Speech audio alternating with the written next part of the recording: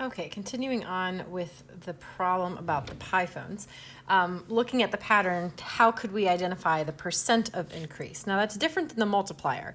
Our multiplier is the 1.15, right? That's our multiplier.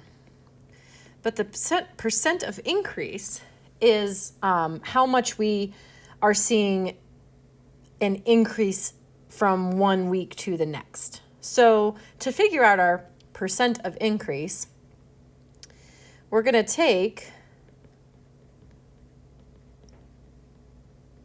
our 1.15 times 100 to turn it back into a percent, and then we'll subtract the 100% from it, because that will tell us how much we're actually increasing by.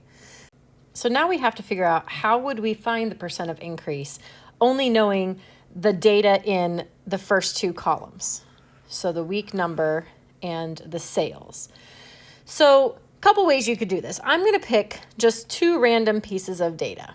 Okay, so I'm going to pick these two pieces of data. And what I'm going to do is I'm going to take week 3 and divide by week 2 to figure out what my multiplier is.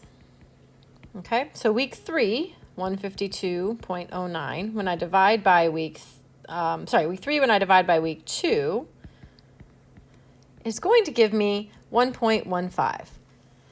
Now, to figure out what my percent of increase is, I'm essentially going to do what I did in the previous problem. I'm going to take that 1.15, turn it back into a percent, and then subtract 100 from that to figure out what the actual percent of increase is.